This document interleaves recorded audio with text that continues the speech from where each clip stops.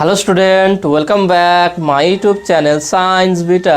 তো প্রিয় ছাত্রছাত্রীরা, আজকে আমি তোমাদের সামনে ক্লাস 10-এর 13 ম্যাথামেটিক্সের যে 13 নম্বর চ্যাপ্টার হচ্ছে ভেদ বা ভ্যারিয়েশন, তার 5 নম্বর পার্ট নিয়ে হাজির হচ্ছি। এর আগের ভিডিওতে অর্থাৎ 1 থেকে 4 নম্বর পার্ট পর্যন্ত সেখানে কোষে দিকে 13 1 থেকে 7 পর্যন্ত অঙ্ক করে দিয়েছিলাম। তো অঙ্কগুলো অবশ্যই দেখবে, খুব সহজভাবে বোঝানোর চেষ্টা করেছি। তো তার লিঙ্ক এই ভিডিওর ডিসক্রিপশনে দেওয়া থাকবে। তো আজকে 5 নম্বর পার্টেতে 8 নম্বর অঙ্ক স্টার্ট করবো। অঙ্কটা দেখুন, 8 নম্বর অঙ্কটা কী আছে। 15 জন কৃষক 5 দিনে 18 বিঘা জমি চাষ করতে পারেন। ভেদ তত্ত্ব প্রয়োগ করে 10 জন কৃষক 12 বিঘা জমি কতদিনে চাষ করতে পারবেন তা নির্ণয় করি। খুব সহজ অঙ্ক আছে, দেখে না কীভাবে করব। আগে এটা ধরে নেবো, আগে সেটা কি শ্রমিক সংখ্যা আর দিন, কতদিন সময় লেগেছে আর কত বিঘা জমির পরিমাণ। ওকে, তাহলে এটা প্রথম লিখব কি, ধরি শ্রমিক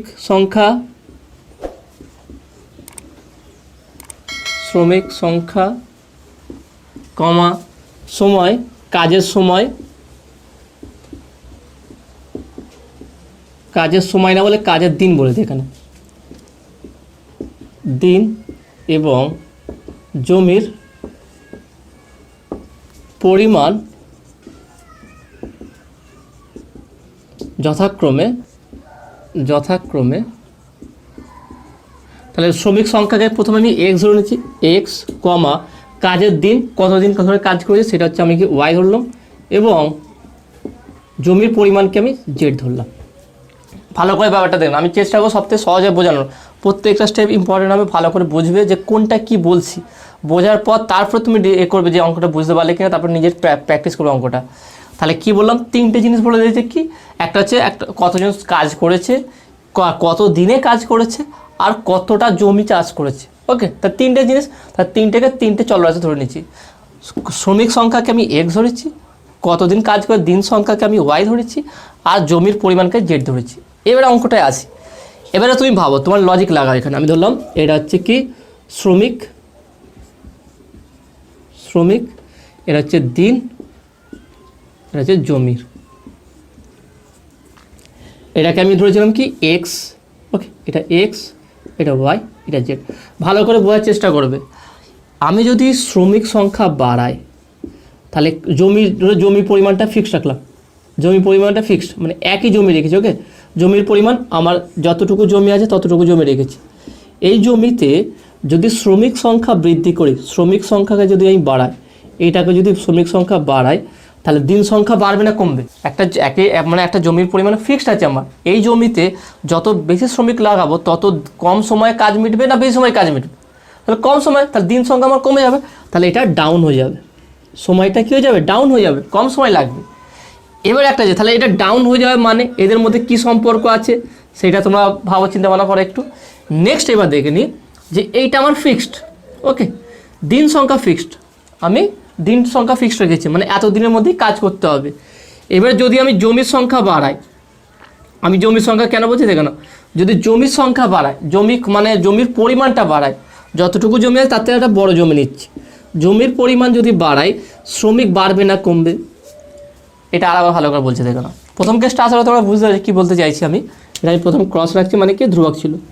দ্বিতীয় কেসটা আমি বলছি কি, আমার দিন সংখ্যা, আমাকে কাজ 10 দিনের মধ্যে করতে, ধরো একটা কাজ দিলাম, আমাকে এটা 10 দিনের মধ্যেই করতে হবে, কিন্তু জমিটা আমি বেশি দিচ্ছি, ধীরে ধীরে জমির পরিমাণ বাড়াচ্ছি। তা একই আমার দিন বা সময়টা ফিক্স হয়েছে, এই সময়ের মধ্যে আমার কাজ কমপ্লিট চাই, তাহলে কাজ অনেক দিয়ে দিয়েছে, তাহলে কি লেবার বেশি লাগবে না কম লাগবে? বেশি লাগবে। তাহলে যত জমির পরিমাণ বাড়বে তত আমার কি শ্রমিক সংখ্যা বাড়বে, লেবার তত বেড়ে যাবে।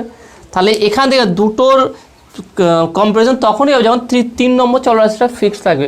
মানে 3টাকে একসঙ্গে রিলেট করতে পারবো না, একটাকে ধ্রুবক হতে হবে। হয় আমার শ্রমিক সংখ্যা ফিক্সড করে দিক, তাহলে এর মধ্যে হচ্ছে, নাহলে আমার জমির পরিমাণ ফিক্সড করে দিক। তাহলে প্রথম কেস 1, আমি এটা কেস 1 কেস 2 আগে বুঝো, এইভাবে পাশে লিখে বুঝবে আগে ব্যাপারটা। অঙ্ক শুধু করে দেওয়া আছে, করে দিলাম, টুকে নিলে এই ব্যাপারটা নয়। অঙ্কটা বুঝতে হবে, এইখানটায় সমস্যা হয়ে যায় যে অঙ্ক ম্যাক্সিমাম করে দেওয়া আছে, টুকে নিলাম, মুখস্থ করে ফেললাম, এরকম করে তুমি বেশি দূর এগোতে পারবে না। তোমাকে ভাবতে হবে যে এই অঙ্কটা কীভাবে হবে। একটা যদি বুঝতে পেরে যাও, অনেক অঙ্ক তুমি করতে পারবে আর তোমার ব্রেনটা অনেক শার্প হয়ে যাবে। তাহলে প্রথমে কেস 1টা দেখে নাও।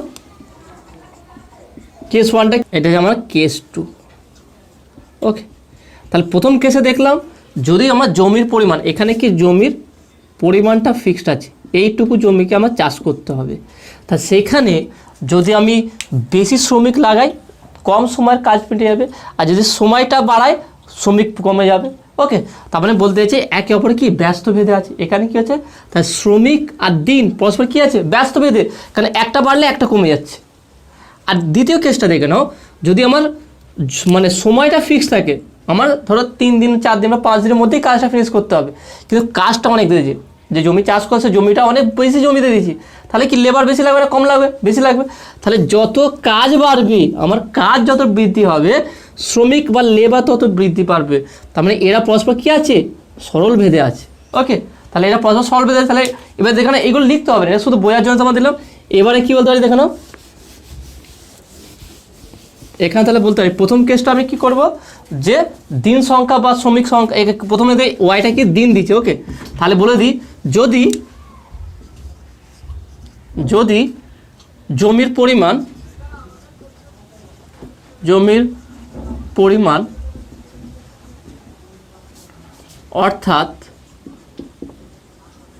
অর্থাৎ জেড ধ্রুবক থাকে বা অপরিবর্তনশীল হয়,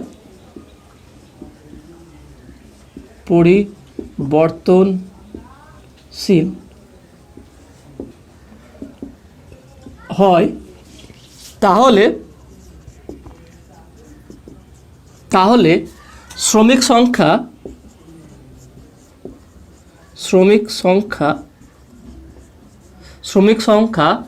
সময়ের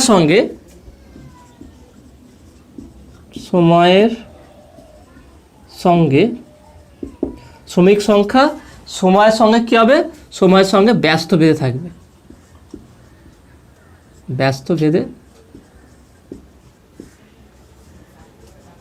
ওকে, তাহলে দেখলাম শ্রমিক সংখ্যা দিনের সঙ্গে কী আছে, ব্যস্ত ভেদে, যত শ্রমিক সংখ্যা বাড়বে দিন তত কমে যাবে, তাহলে ব্যস্ত ভেদে থাকবে। অর্থাৎ x proportional to 1/y যখন z equal to ধ্রুবক। ওকে, যখন এটা ধ্রুবক হবে, তাহলে এটা পেয়ে গেলাম। তাহলে বা এটা আমি রাখলাম, এটাকে 1 নম্বর দিলাম। আবার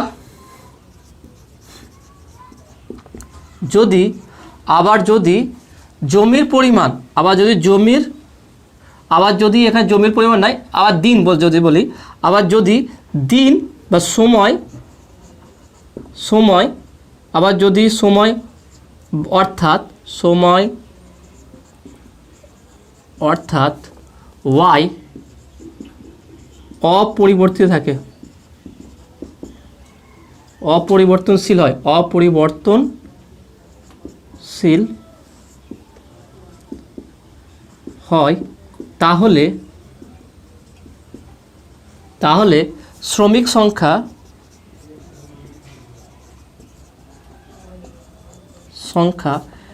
কাজের পরিমাণের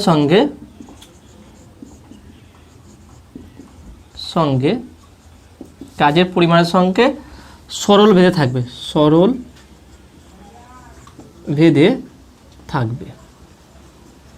ব্যাস, এই দুটো লাইন লিখে দেবে, এটা লিখলে ব্যাস হয়ে যাবে। অঙ্কটা একটু বড় হবে, কিন্তু যে দেখবে পুরো সহজে সে বুঝতে পেরে যাবে। তাহলে বলতে পারি কি x সমানুপাতিক z, তাহলে এটা 2 নম্বর।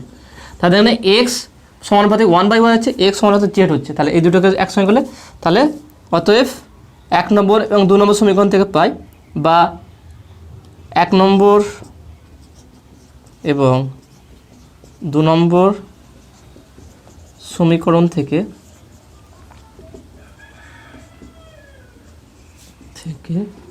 পাই। তাহলে কি বলতে পারি, x proportional to z/y, তাহলে x proportional to z/y, তাহলে এই দুটোকে যৌগিক ভেদের নিয়ম অনুযায়ী x সমানুপাতিক 1/y, x সমানুপাতিক z, তাহলে x সমানুপাতিক z/y। তাহলে এটাকে যদি একটা সমান নিয়ে আসতে হয় তাহলে কী হবে, তাহলে এবার আমি এটা মুছে দিচ্ছি।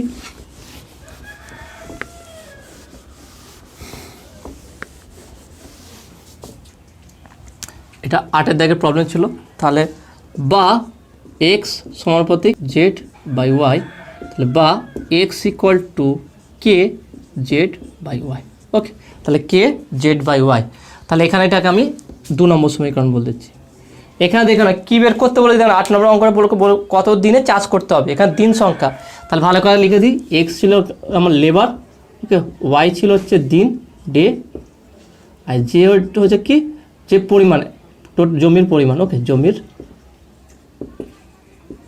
পরিমাণ।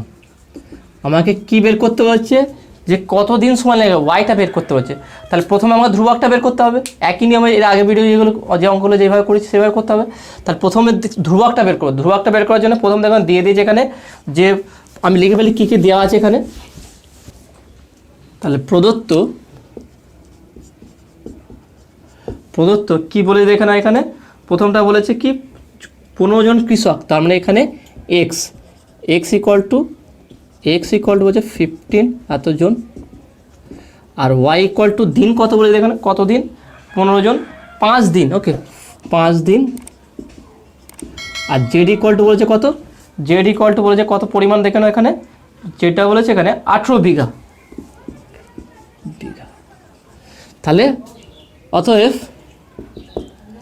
1 নম্বর বা এটা 2 নম্বর হবে, 2 নম্বর সমীকরণে মানগুলো বসিয়া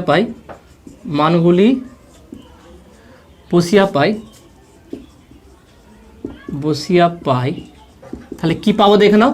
এক্স এর মান কত আছে 15 equal to K into Z এর মান কত আছে 18 ডিভাইড বাই 5, ওকে এইটা। তাহলে বা এখান থেকে ইকুয়াল করে বা বলতে পারি কি K equal to 15 into 5 divided by 15 into 5, তাহলে এটার সঙ্গে এটা গুণ, আর এটার নিচে আসবে 18। ভালো করে দেখে নাও 15 ইকুয়াল টু কে ইন্টু 18/5 হলে তাহলে কে ইকুয়াল টু কত হবে 15 ইন্টু 5 ডিভাইড বাই 18, তাহলে এখানে 3 দেখার 3 5 15, 3 5 15, 3 6 18, তাহলে উপরে 25/6, তাহলে কত হচ্ছে কে এর মান, তাহলে বা কে ইকুয়াল টু 25/6। তাহলে অতএব তাহলে এখানে বলতে পারি কি, তাহলে অতএব এক্স ইকুয়াল টু কে হচ্ছে কত 25/6 ইন্টু জেড বাই ওয়াই, ওকে।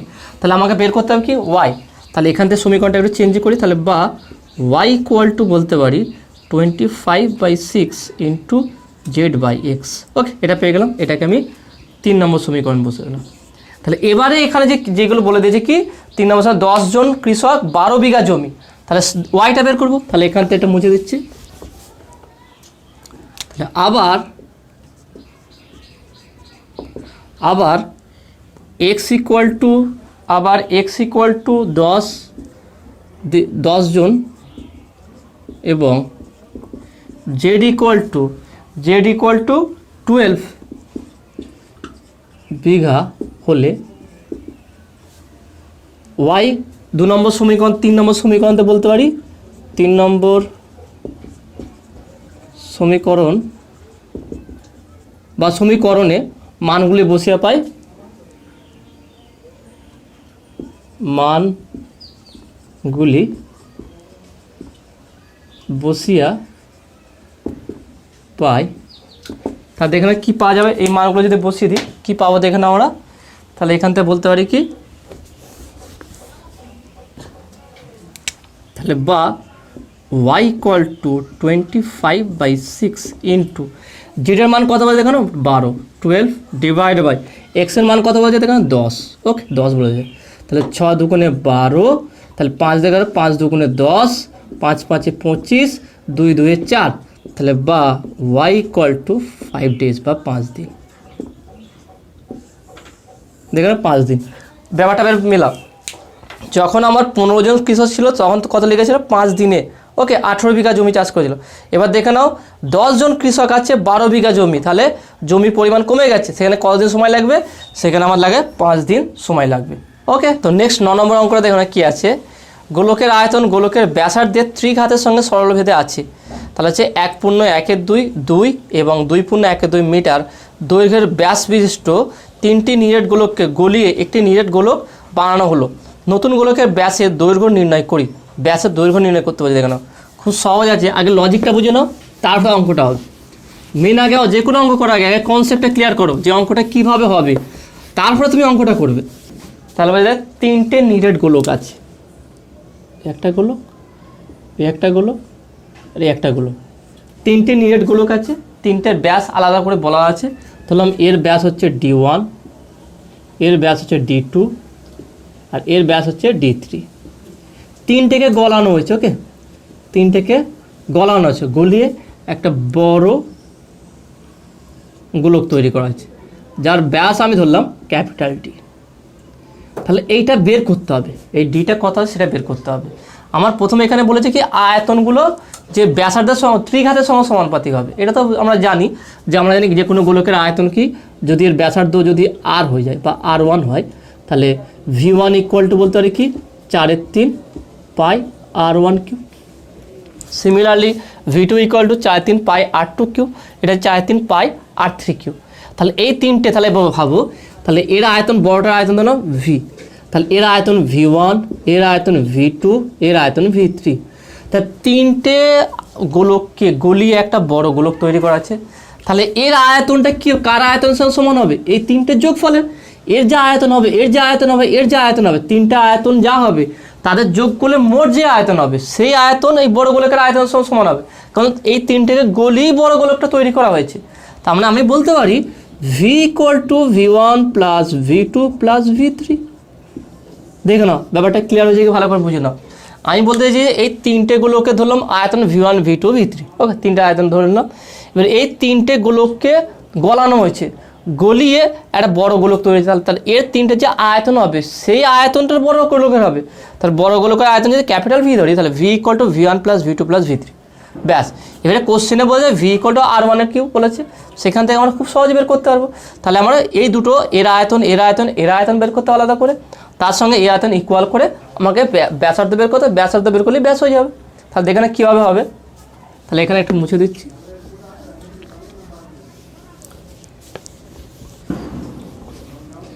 এখানে লিখি কি, ধরি, এটা 9 নম্বর অঙ্ক, ধরি গোলক 3টির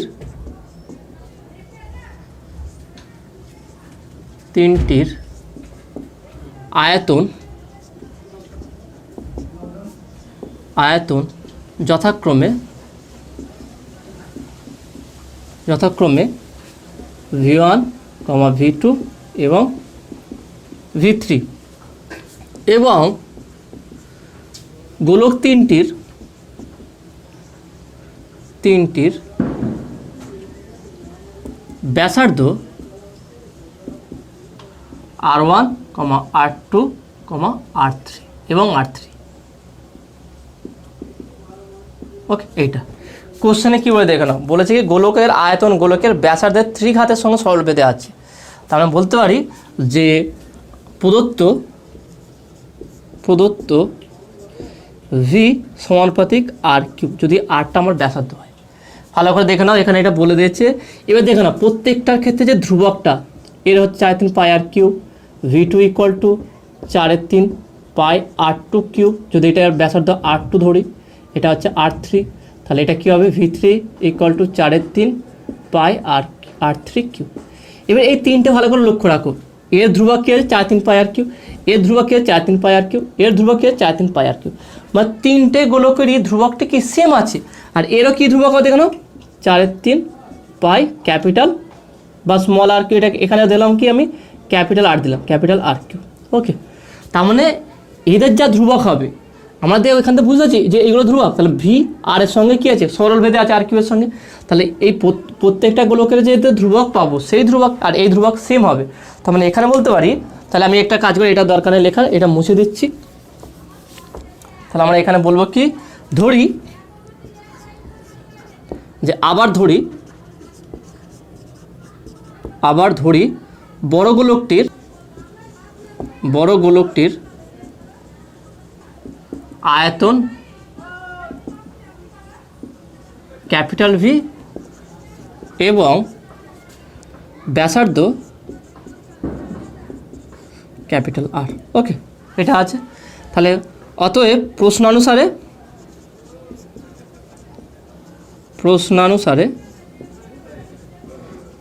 আমরা বলতে পারি কি V সমানুপাতিক ক্যাপিটাল আর কিউ। এটা বলে দিচ্ছি যে আয়তনটা কি হচ্ছে আমার তার ব্যাসার্ধের 3 ঘাতের সঙ্গে সমানুপাতিক। তাহলে বা V equal to K R Q. তাহলে এটাকে আমি 1 নম্বর দিলাম। দেখে না, ভালো করে ব্যাপারটা বুঝে নাও। আমি প্রশ্ন আনসার বললাম কি, আমরা বলে দিই কি আয়তন তার ব্যাসার্ধের 3 ঘাতের সঙ্গে, দেখে না বলে দিই কি গোলকের আয়তন গোলকের ব্যাসার্ধের 3 ঘাতের সঙ্গে সরলভেদে আছে। তো সরলভেদে সমানুপাতে আর কি হবে, তাহলে V equal to K R Q. এবারে এখানে একটা ইন্টারেস্টিং ব্যাপার হচ্ছে কি প্রত্যেকটা ধ্রুবক 1 হবে। আমরা নর্মালি কি যখন আলাদা কোনো চলরাশি ধরতাম সেখানে ধ্রুবকগুলো পাল্টাতাম, কে1 কে2 কে3 ধরতাম, কিন্তু এখানে প্রত্যেকটা ধ্রুবক 1 হবে। কারণ দেখো এখানেও 4 3 পাই আর কিউ, এখানেও 4 3 পাই আর কিউ, এখানেও 4 3 পাই আর কিউ, এখানেও 4 3 পাই আর কিউ। তার মানে গোলকের ক্ষেত্রে আর আয়তন বের করার ক্ষেত্রে আয়তন এবং ক্ষেত্রফল এই দুটোর ক্ষেত্রে যদি আয়তন যদি ক্ষেত্রফল বলতে একই হবে, প্রত্যেকটা ধ্রুবক সেম হয়ে যাবে, ওকে 1 হবে। তাহলে এটা আমরা বের করলাম বড় গোলকের ক্ষেত্রে, নিজ গোলকের। তাহলে আবার তিনটি ছোট গোলকের ক্ষেত্রে আমরা বলতে পারি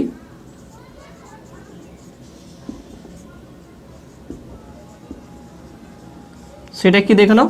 তাহলে v1 equal to K R one Q, comma v2 equal to K R two Q, okay. আর এবং v3 equal to K R three Q. Direct করে দেবে, এটা কোনো সমস্যা হবে, তুমি ডাইরেক্ট এটা করে দিতে হবে। তাহলে আবার তিনটি ছোটোগুলোর ক্ষেত্রে আমরা বলতে পারি যেহেতু ধ্রুবক সেম হবে, তাহলে v1 equal to K R one Q, যেখানে v equal to K R Q হয়েছে যে সেই জন্য, তাহলে v1 equal to K R one Q, v2 equal to K R three Q এবং v3 equal to K R three Q, okay. এটা এবার দেখো না, অতএব এখানে একটু মুছে দিচ্ছি আমি। কীভাবে অঙ্কগুলো হচ্ছে ভালো করে লক্ষ্য রাখো, তাহলে তুমি বুঝতে পারবে যে মেন কনসেপ্টটা কী আছে। তাহলে অতএব V equal to v1 plus v2 plus v3, বা প্রশ্নানুসারে বলতে পারি কি প্রশ্নানুসারে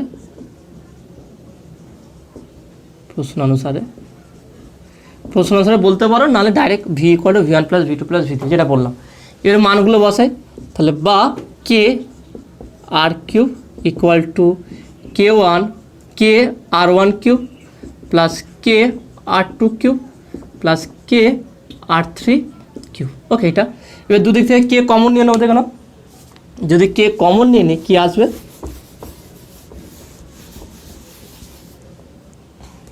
তাহলে বা K R cube equal to K common নিলে R one cube plus R two cube plus R three cube, এটা হলো কে কাটবে।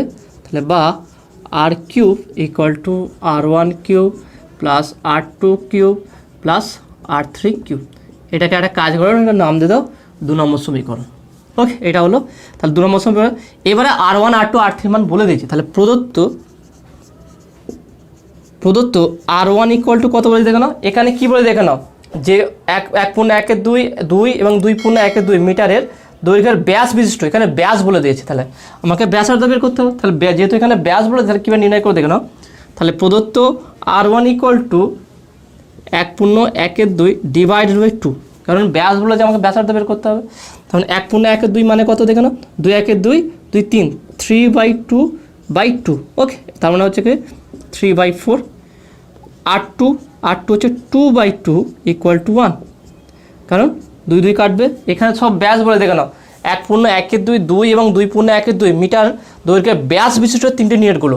তাহলে এখানে ব্যাস বলে দিয়েছে, তাহলে ব্যাস থেকে যখন আমি ব্যাসার্ধ করবো যা দেওয়া আছে সেটাকে আমরা ফর্মুলা কি জানি, আর ইকুয়াল টু d/2। তাহলে যা ব্যাস বলে সেটাকে আমি 2 দিয়ে ভাগ করে দেবো। তাহলে 1.1/2কে 2 দিয়ে ভাগ করলে কি 3/2/2 3/4, এটা হচ্ছে আর টু হচ্ছে 2/2 করলে 1 হবে, এবং আর থ্রি ইকুয়াল টু কত বলছে দাদা 2.1/2, তাহলে 2.1/2 ডিভাইডেড বাই 2, তাহলে 2 2 4 4 1 5, ওকে। তাহলে 5/2/2 ইকুয়াল টু 5/4। তাহলে 3টে পেয়ে গেলাম। তাহলে আর ওয়ান আর টু এবং আর থ্রির মান পেয়ে গেলাম। এবার এখানে বসিয়ে দেবো। তাহলে বসালে কী হবে দেখে নাও। তাহলে এখানে যদি মানগুলো বসাই তাহলে কি পাবো, তাহলে অতএব আর কিউব ইকুয়াল টু আর ওয়ানের মান কত পেয়েছি দেখে নাও 3/4 তার হোল কিউব প্লাস নিচে আছে কত দেখে নাও 1 square 1 whole cube plus next আছে 5/4 তার হোল কিউব। তাহলে এখানটায় করা দিয়ে কত আছে 3 3 9 ওকে 3 3 9 3 9 27 27 বাই 4 4 16 4 64 তাহলে 64 এটা হলো প্লাস 1 হবে এটা প্লাস 5 5 5 5 125 125 এখানে 4 1 করলে 1 হবে 64 হবে 64 তাহলে বা বলতে পারি ইকুয়াল টু বা আর কিউ ইকুয়াল টু এটা লসাগু করলে কত হবে 64 হবে 64 তা 64 চলে গেছে 27 প্লাস এর নিচে 1 আছে তাহলে 1064 গুণ করলে তা 64 হবে প্লাস এটা 125 হবে। তাহলে আমি এটাকে এখানে করছি দেখে নাও এখানটায় তাহলে বা আর কিউ ইকুয়াল টু তাহলে এটা যোগ করো 125 64 আর 27 তাহলে কত হচ্ছে দেখো না তাহলে হচ্ছে কত আমরা পাচ্ছি 4 5 9 9 7 16 6 থেকে 1 6 7 8 9 10 11 1 থেকে 1 2 216 তাহলে উপরে পাচ্ছে 216 নিচে হচ্ছে 64 এটা পাচ্ছি। তার মানে বলতে পারি বা আর কিউ ইকুয়াল টু 5 কিউব করলে 125 হয় 6 কিউব করলে 216 হয় তাহলে উপরে 6 আর নিচে হচ্ছে 4 তার হোল স্কোয়ার তাহলে বা এটা কিউব হবে ওকে তার কিউব তাহলে বা আর ইকুয়াল টু 6/4 তাহলে কাটো 2 এটা হচ্ছে 3 তাহলে হচ্ছে 3/2 ওকে তাহলে আর ইকুয়াল টু কত হচ্ছে 3/2 তার মানে বা আর ইকুয়াল টু 3/2 তাহলে ব্যাসার্ধ কত পেলাম 3/2 কিন্তু চেয়েছি আমার এখানে কি এখানে ব্যাস চেয়েছে ওকে ব্যাসের দৈর্ঘ্য কত হবে তাহলে ব্যাস হলে কি ডি করতে হবে অতএব বড় গোলকের ব্যাস সেটাকে ডি দিচ্ছি ডি ইকুয়াল টু 2r তার মানে হচ্ছে 2 × 3/2 তাহলে 2 2 কাটবে তাহলে বা ডি ইকুয়াল টু 3 মিটার। তাহলে এখান থেকে আমরা কী বুঝতে পারলাম যে বড় যে গোলকটা হবে তার ব্যাস হবে কত 3 মিটার আর ব্যাসার্ধ হবে কত 1.5 মিটার ওকে তাহলে ব্যাসার্ধ হবে 1.5 মিটার আর ব্যাস হবে 3 মিটার ওকে। তো আসলে তুমি এটা বুঝতে পেরেছো। নেক্সট 10 নম্বর অঙ্কটা কী আছে দেখে নাও ওয়াই দুটি চলের সমষ্টির সমান যার একটি এক্স চলের সঙ্গে সরলভেদে এবং অন্যটি এক্স চলের সঙ্গে ব্যস্তভেদে আছে x = 1 হলে y = -1 এবং x = 3 হলে y = 5 এক্স ও ওয়াইয়ের মধ্যে সম্পর্ক নির্ণয় করি। খুব সুন্দর অঙ্ক আছে দেখে নাও খুব সহজভাবে পাওয়া যাবে অঙ্ক পুরো অঙ্কটা তোমাদের দেখে খুব সহজেই তোমরা বুঝতে পারবে শুধু কীভাবে করছি ভালো করে লক্ষ্য রাখো।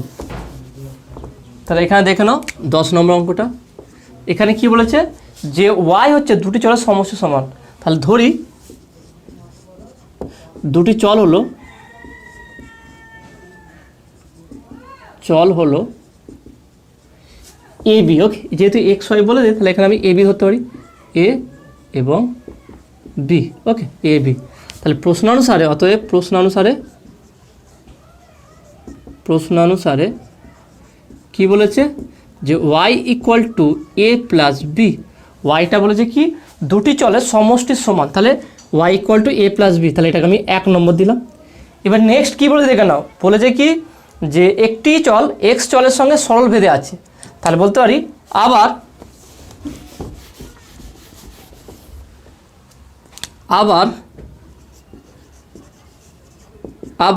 a সমানুপাতিক x এবং b সমানুপাতিক বিটা দ্বিতীয় চলটি বলছে কি দ্বিতীয় চলটি এক্স চলের সঙ্গে ব্যস্তভেদে আছে তাহলে 1/x তাহলে এখানে করতে পারি কি তাহলে বা a = সমান চিহ্ন আসলে একটা ধ্রুবক আসবে সেটা k1 দিলাম k1x এবং b = k2/x এটা বলে দিচ্ছি ওকে। তাহলে a b এর মানটা 1 নম্বর সমীকরণ বসাবো তো অতএব লিখব কি অতএব a এবং b এর মান 1 নম্বর সমীকরণে বসিয়ে পাই তাহলে কি পাওয়া যাবে দেখো না তাহলে y = k1x + k2/x এটাকে 2 নম্বর দিলাম।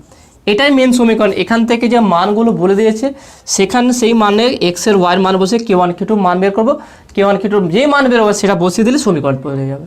এটা হচ্ছে মেন কাজ। তাহলে দেখুন ব্যাপারটা বেশ ভালো করে বুঝিয়ে তোমাদের বলেছে কি ওয়াই হচ্ছে এমন দুটো চলের সমষ্টি যেই দুটো চলের একটা চল হচ্ছে কি এক্সের সঙ্গে সরল ভেদে আছে অর্থাৎ এ সমানুপাতিক এক্স, আর দ্বিতীয় চলটা এক্স সঙ্গে ব্যস্ত ভেদে আছে অর্থাৎ বি সমানুপাতিক 1/x। কারণ এ বি আমি চল তুমি এ বি পি কিউ যা ইচ্ছা ধরতে পারো কোনো অসুবিধা, তো অবশ্যই এখানে এক্স আর ওয়াই বাদে ধরতে হয় কারণ এক্স ওয়াই এখানে বলে দিয়েছে। তাহলে কি এখান থেকে এ ইকুয়াল টু কে1x, বি ইকুয়াল টু কে2/x। আমার এক্স আর ওয়াইয়ের মধ্যে সম্পর্ক নির্ণয় করতে, তাহলে এ আর বি এর মান এখানে বসিয়ে দেবো, বসিয়ে দেওয়ার পাচ্ছি কি ওয়াই ইকুয়াল টু কে1x প্লাস কে2/x। তাহলে এখানে ওয়াই আর এক্স এর সম্পর্ক হয়েছে কিন্তু ধ্রুবক কে1 কে2 রয়ে গেছে, সেই জন্য কে1 কে2 মান বের করতে হয়। মান বের করার জন্য এখানে মান বলে দিয়েছে, সেই মানটা বসে আমরা কে1 কে2 মান বের করবো। তা দেখে না প্রথমে, তাহলে প্রথম ক্ষেত্রে বলতে পারি কি এখানে মুছে দিচ্ছি আমি। তাহলে প্রথম ক্ষেত্রে এখানে এক্স ইকুয়াল টু কত বলে দেখো না, এখানে এক্স ইকুয়াল টু বলে প্রথম ক্ষেত্রে এক্স ইকুয়াল টু 1 এবং ওয়াই ইকুয়াল টু কত বলে দেখো -1। ওকে, -1। তাহলে মানগুলি 2 নম্বর সমীকরণে বসিয়ে পাই। তাহলে মানগুলি এক্স এবং ওয়াইয়ের মান, এক্স এবং ওয়াইয়ের মান 2 নম্বর সমীকরণে বসিয়ে পাই।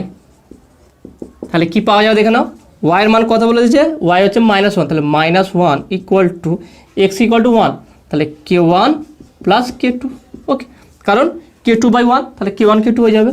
তাহলে বা বলতে পারি কে1 প্লাস কে2 ইকুয়াল টু -1। এটা হচ্ছে আমার 3 নম্বর সমীকরণ। আবার দ্বিতীয় ক্ষেত্রে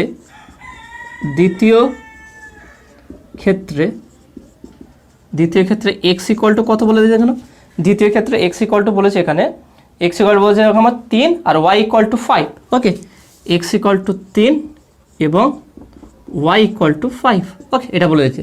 তাহলে এখানে দেখে না একটা কাজ করতে পারি আমি, এখানে আর একবার এটাকে একটা কাজ করছি আমি, এটাকে এইভাবে না দিয়ে দেখে না এটাকে একটু ভালো করে আমি সমাধান করছি। তাহলে এখানে একটু মুছে দিচ্ছি আমি, মুছে দিয়ে আমি একটা কাজ করছি, বা কে1 ইকুয়াল টু -1 মাইনাস কে2, এইটাকে 2 নম্বর দিলাম। কী করলাম এখানে কে1টা বের করলাম, কে1 এর মানটা পেয়ে গেছে এভাবে। দ্বিতীয় সমীকরণে যখন বসাবো এখানে বসিয়ে দিয়ে কে1 এর মানটা বসিয়ে আমি কে2 বের করবো। তার দ্বিতীয় ক্ষেত্রে এক্স ইকুয়াল টু 3 এবং ওয়াই ইকুয়াল টু 5।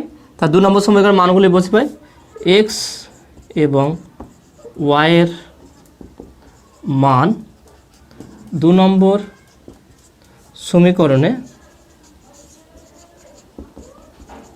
বসিয়ে পাই। তাহলে কী হবে দেখুন, 2 নম্বর সমীকরণ যদি বসিয়ে দিই কী পাবো আমরা, তাহলে এখানে আমি একটু মুছে দিচ্ছি এটা।